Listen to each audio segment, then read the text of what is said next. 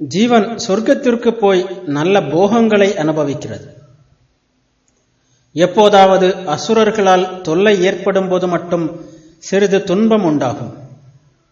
எங்கள் புராணங்களில் தேவர்களுக்கு அவ்வப்போது தொல்லை கொடுக்கும் அசுரர்களை பற்றி சொல்லப்பட்டுள்ளது.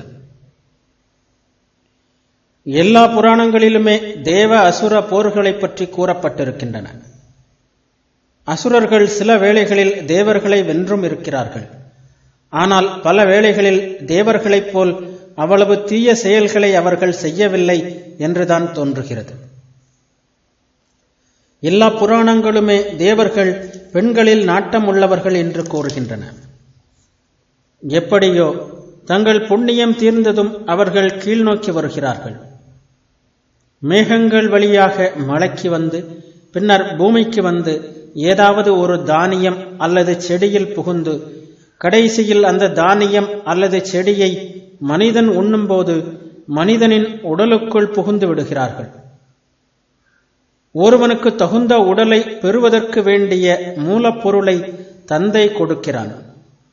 இந்த பொருள் அவனுக்கு ஏற்றதாக இல்லாவிட்டால் அவன் வேறு உடல்களை உருவாக்கிக் கொள்ள வேண்டும். கொடும் செயல்கள் செய்யும் பாதகர்கள் இருக்கிறார்கள். அவர்கள் இறந்த பின் மீண்டும் மிருகங்களாக பிறக்கிறார்கள். மிகவும் ஈனத் தொழில் செய்யும் கயவர்களாக இருந்தால் மிக தாழ்ந்த மிருகங்களாகவோ செடிகளாகவோ கற்களாகவோ பிறக்கிறார்கள். தேவர்களாக இருக்கும்போது ஜீவர்கள் கர்மம் எதையும் செய்வதில்லை. மனிதன் ஒருவன்தான் கர்மம் செய்ய இயலும். பலன் தரும் செயல்களே கர்மம் எனப்படுகின்றன. ஒருவன் இறந்து தேவனாகும் போது அவனது புண்ணிய செயல்களுக்கான சுக அனுபவம் மட்டுமே உண்டு. அப்போது அவன் புதிய கர்மம் ஒன்றும் செய்வதில்லை.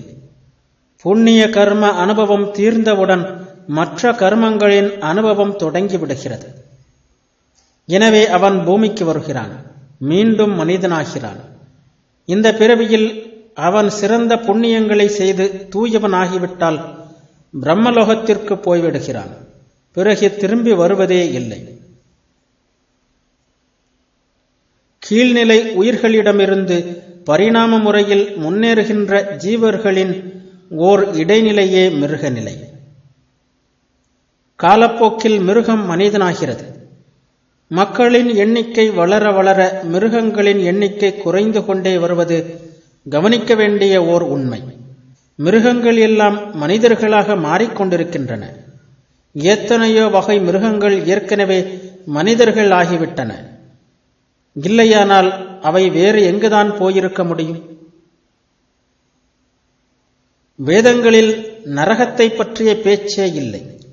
ஆனால் பிற்கால சாஸ்திரங்களாகிய புராணங்கள் நரகங்கள் இல்லாவிட்டால் எந்த மதமுமே பரிபூரணமாகாது என்று கருதி பல வகையான நரகங்களை கண்டுபிடித்துள்ளன. இந்த நரகங்கள் சிலவற்றுள் மனிதர்கள் வாளால் இரண்டாக அறுக்கப்படுகிறார்கள். தொடர்ந்து சித்திரவதை செய்யப்படுகிறார்கள். என்றாலும் அவர்கள் சாவதில்லை. இடைவிடாமல் துன்பத்தை அனுபவிக்கிறார்கள். ஆனால் இது ஒரு குறிப்பிட்ட காலத்திற்கு தான் நடைபெறும் என்று அந்த புராணங்கள் கருணையுடன் கூறுகின்றன. செய்த பாவங்களின் பலனை இப்படி நரகத்தில் அனுபவித்த பிறகு அவர்கள் மீண்டும் பூமிக்கு வருகிறார்கள். அவர்களுக்கு இன்னும் ஒரு வாய்ப்பு தரப்படுகிறது. இப்போது அவர்கள் பெறும் உடல் கர்ம சரீரம் எனப்படுகிறது. நமது விதியை வகுத்து கொள்ள இந்த உடலே உதவுகிறது.